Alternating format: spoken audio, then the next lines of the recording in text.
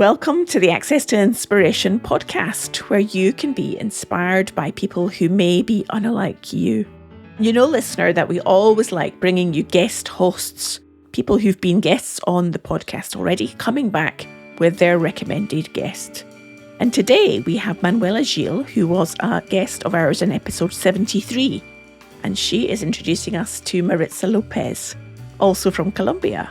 And remember, you can read a transcription of this episode as you listen at our website, accesstoinspiration.org. Welcome back, Manuela, first of all. And maybe you can tell us what you think makes Maritza inspiring. Yes. Thank you, Sue, for inviting me to be here and also to invite Maritza. I'm very happy to be here. I thought about Maritza and inviting her to the podcast because I see Maritza sees life in a great way. She sees her work as an evolution of her spiritual being. And I think this makes very special what she does. Her career was in the corporate world in Colombia for a lot of years. And since few years, she's an entrepreneur. She is a shareholder and the CEO of a company called MyEcoHome, and she's working in regenerating the earth. Welcome, Maritza, to the podcast. Lovely to have you here. And I'll hand you over to Manuela to take it from here. Okay. Can you tell us a bit more, Maritza, about what you do? Hi, Manuela and Sue. Thank you for having me here. Well, you put it in big words, regenerating the earth. It's big, it's huge. Our dream is to have products that are clean and good for every human being and every ecosystem. So basically, what we do is to research in Colombian forest to have bioproducts that can convert in ingredients for many industries as pharmaceuticals and cosmetic industries. Then we can extract bioproducts from forest and to have it in many uses. Maritza, what is the meaning of a productive forest? That's tough. Forest is very romantic and very poetic because when you, as a person in a city, imagine the forest, you see something green and something beautiful and something full of birds. But when you are near the forest, maybe it's not as poetic as you imagine, because if you don't know how to plant and to have productive cultures from the forest is not something that is beautiful, but something that is annoying for you. Right now, the efforts in reforestation have been in financing to planting trees. But as we see right now, it's not just a matter of planting trees, it's a matter of maintaining the forest. Because if you plant the trees, but you go, the thing that will be occurring is that people around will cut the trees and start again the monocultures or the cattle ranching, because that's the way they know to produce money from the lands. So what we are trying to make is very different, and is to create value from forest, to create incentives for landowners to preserve the forest. Because if we don't create those incentives, all the money that you put planting trees will disappear, because the economy around the land will push those landowners to cut the trees and to start again the monocultures in the past uses. So our dream is to have productive forests that have obviously the richness of biodiversity and the richness of water, the richness of animals in all of the forest is for us, but also that has trees and uses that are productive for land users, in order to create incentives for the forest to be here for all the generations. So productive forests are forests that are romantic, poetic, but also economical, viable. That sounds so nice. Why did you move from a corporate role into now having a company? It was very personal. I was 40 and I had quit my job in that time, and I was very sad, and it was in a tough moment. It was in the middle of a crisis. I didn't know if I wanted to come back to my previous career in my previous corporation or not. And then a good friend of mine told me, don't accept any job after you respond this simple question. And the question was, what do you want to left to this planet, to this world when you passed?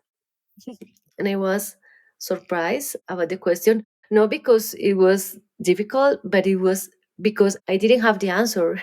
So, answering that question led me to understand that I profoundly needed to let something to the planet, to let something to my daughter and to the future generations. And I understood that I needed to be part of something bigger, not in size, but in meaning. I decided to create a company that means for the planet from the core business. So my 100% of my energy right now is basically trying to make this planet better. So I move to create value for future generations within my own dream company. Could you tell us a bit more about the work that you do and what is your company about? Yeah, my company, it's about understanding the forest in Colombia. Colombia has 8 different ecosystems. I don't know if you know this fact, but Colombia is the most biodiverse place in the planet. And our economy has growth on the back of that richness. So we have 8 ecosystems, and the most degraded ecosystem is the tropical dry forest. So we try to understand the tropical dry forest in order to develop bio-based products to sell to the world. So we are researching from this particular tree that is called sopnat tree. Then we know how to produce extracts that we can use in many industries as pharmaceutical and also cosmetics, care. And we are trying to develop ingredients that incentives the regeneration of the tropical dry forest, but also that can be used in many, many applications around many industries in the world. This is sounding fascinating to me. And I'm wondering, what was your professional background, Maritza, or your experience? Did you live in the forest? Had you a biology degree? What gave you an understanding to focus on this particular area? I'm a manager, I'm a CEO. I'm not a biologist, I'm just a manager. But as a person, I'm vegetarian. I've been taking care of my own forest for the past 15 years. In this particular period of my life, I'm trying to integrate not just what I am and what I learn as a professional, but what I am as a person. The co founders of MyEcoHome have this legacy of scientific researching from the forest. So I'm basically trying to escalate the company, and they are putting this scientific knowledge within the company. I really admire the work that you are doing, and I have been learning a lot about you and EcoHome. Could you explain us a bit more about how does the business work? Which processes are involved in working in the forest, but also creating the bioproducts? We're working in 3 main areas. The first one is the supply chain. We're trying to create a community, local based, and regenerative supply chain. We are working in field, trying to convince local farmers to convert monocultures and diverse agroforestry cultures in order to preserve the tropical dry forest. Right now, we have like 3,000 trees planted with almost 200 families, and we are trying to make a supply chain of 400,000 trees with almost 3,000 families.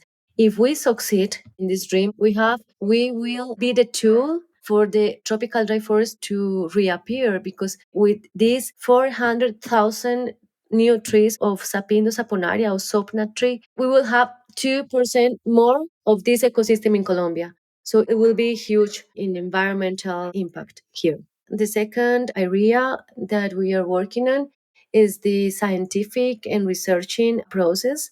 We are working with 3 different universities here in Colombia, trying to understand the forest, the trees, and the functionalities to extract those functionalities and to stabilize those functionalities to convert it in extracts we can export and we can present to many industries. So we have now two different versions of sapindus or sopnat extract ready to be approved for applications in cosmetics and pharmaceuticals because we are researching in some disease that is tough for the underdeveloped world that is called leishmania.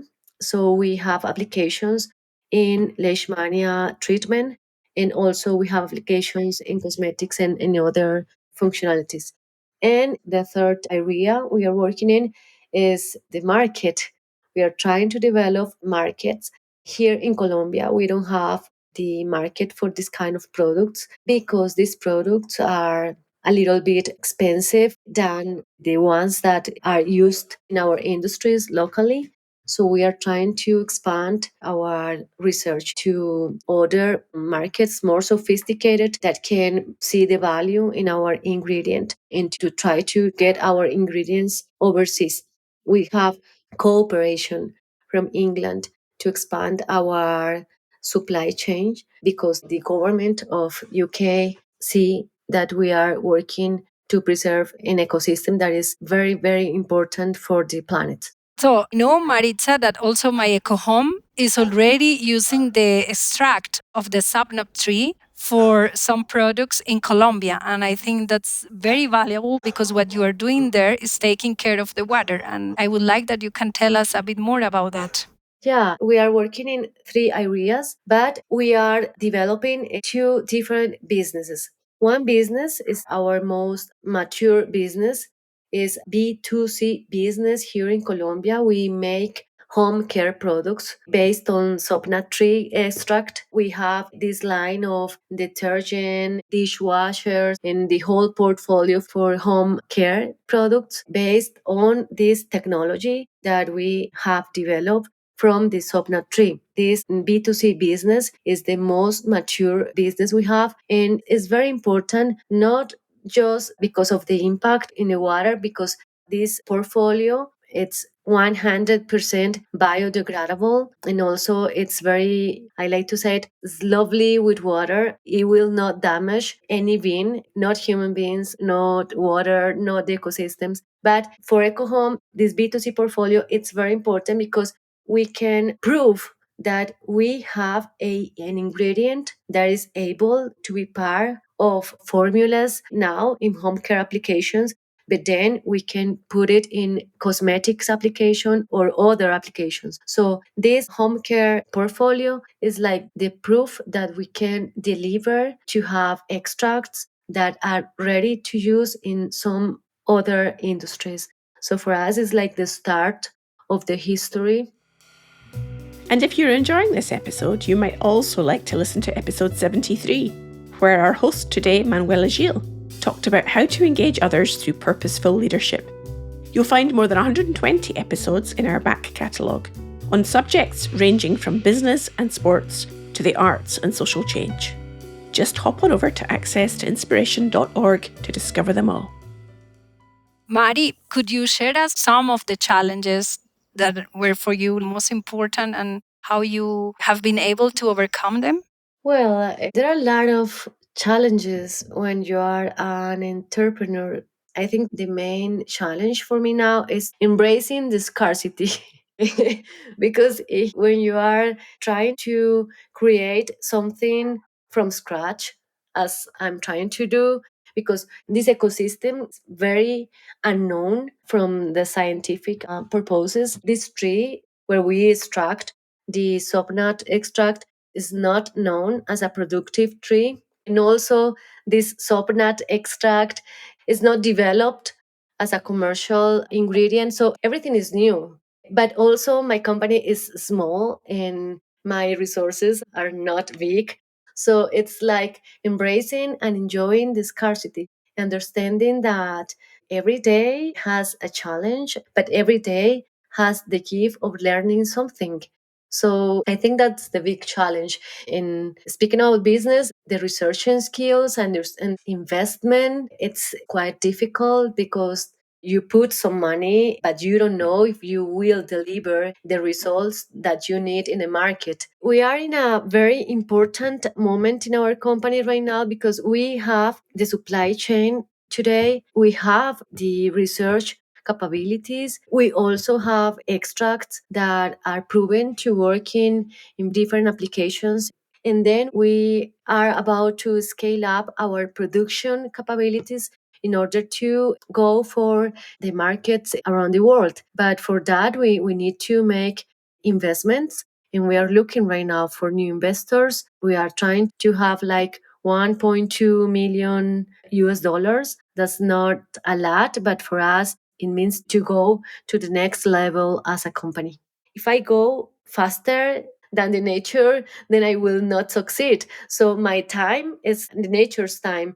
But the market has other rhythms. So it's quite difficult. But I think we are trying to understand and to balance the rhythm of the market, the rhythm of the clients, and also the rhythm of the nature and the trees and the communities, and try to balance and to embrace it. I think bioeconomy has this challenge because you need to put money and resources, but you are not sure about the outcomes. I think the world is and the financial actors are understanding how to balance risk in order to put some investment in these new economies that are called bioeconomy. So there's a lot of challenges, some specifics, some more profound and less concrete. So, given Maritza, what you're saying is you're learning about balancing those different rhythms, finding your way forward amidst scarcity. Do you ever wake up and think, oh, it would just be easier to be back in a corporate, not have all these challenges? Does that ever cross your mind?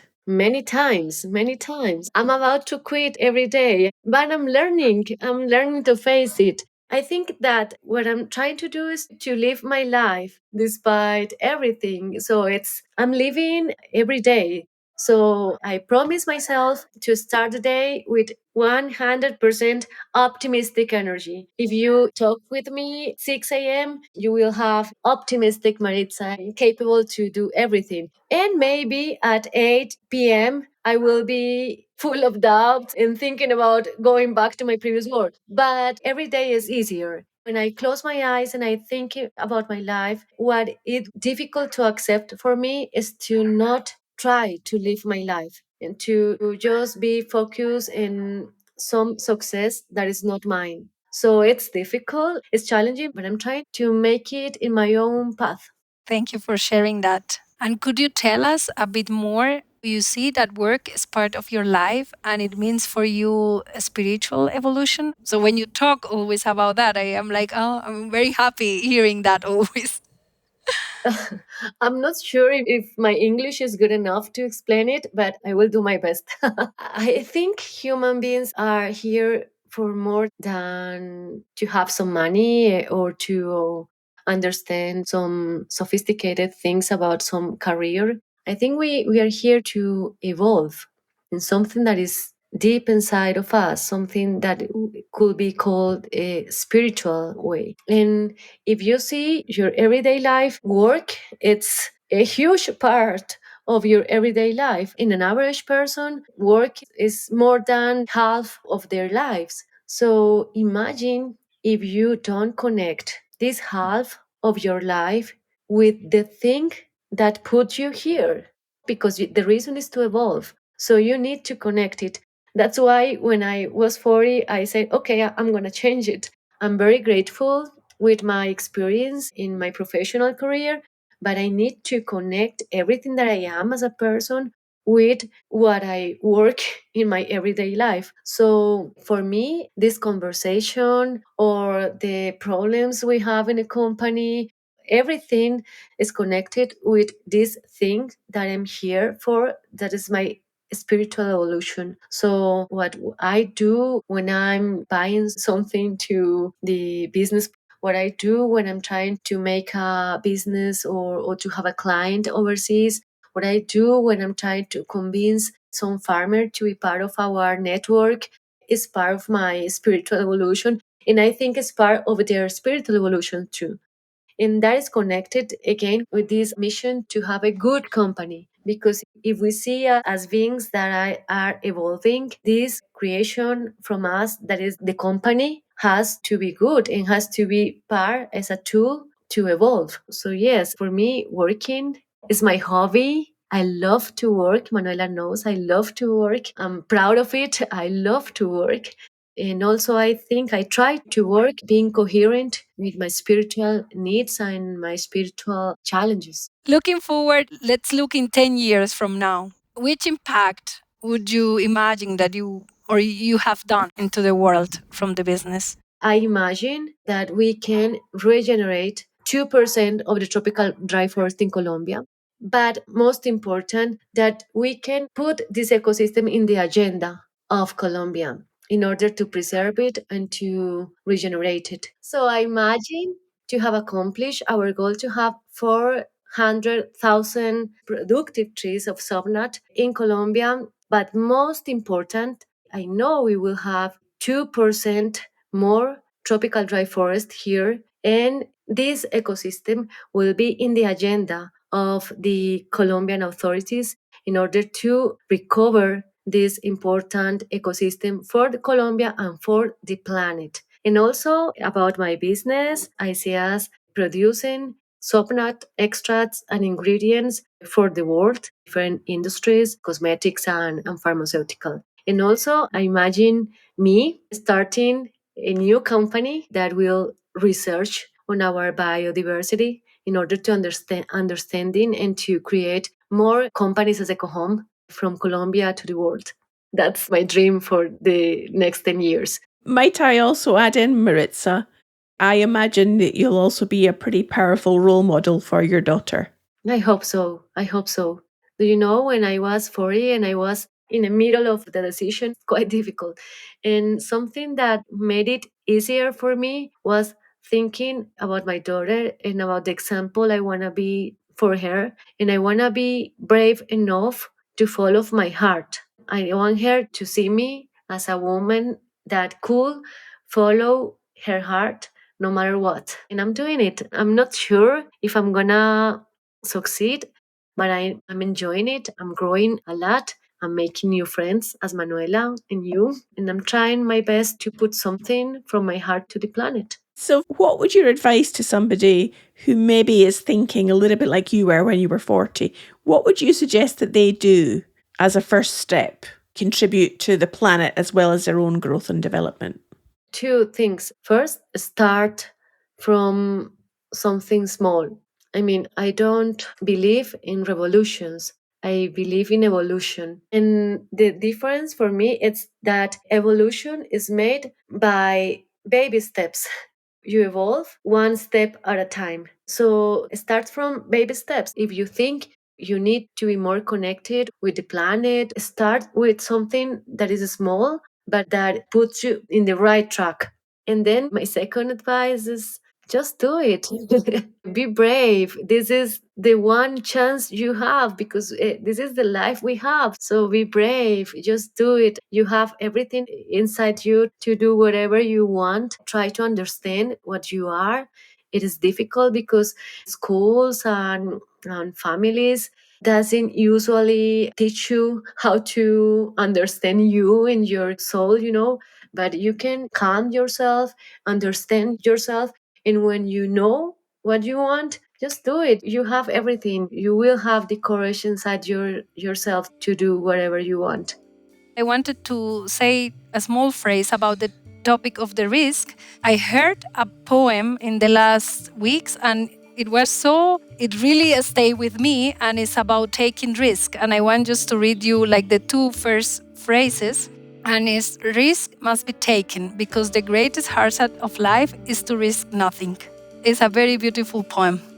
If people want to find out more about the business and you, Maritza, how might they do that on the internet? My LinkedIn profile and the website of EcoHome. We'll put links to those in the show notes, Maritza. Only really leaves me to say thank you so much. First of all, Manuela, for bringing along your wonderful, inspiring guest today. And thank you, Maritza, for sharing your vision and your way of looking at the world and us as human beings within it. And it was really interesting and made me think quite differently about what it means to run a business and to contribute to the greater good for everybody, as well as being a business owner. So thank you. Thank you. Thank you both. Thank you, Manu, for being so generous with me and with everyone. And thank you, Sue, for listening to many different people into understanding our message and to put it to the world. Thank you both. Thank you also to you both. I enjoy a lot our conversation. And Maritza, you always inspires me. So it's so nice to talk with you. Thank you. Thank you both. Well, I hope you found the conversation between Manuela and Maritza stimulating, and it encouraged you to think about what you can do to have a positive impact on the planet. Remember, this podcast is a free-to-listen-to podcast, but it's not free to make. So if you enjoyed it, then show your appreciation and buy me a coffee. That means clicking on the Buy Me a Coffee link on the show notes to make a small donation, and then I can enjoy that coffee when producing the next episode. Your support really encourages us to continue producing quality audio content for our listeners. Next week, my guest is Kobe Williams, whose journey from the depths of gang life to becoming an international symbol of peace is nothing short of remarkable. I hope you can join us then.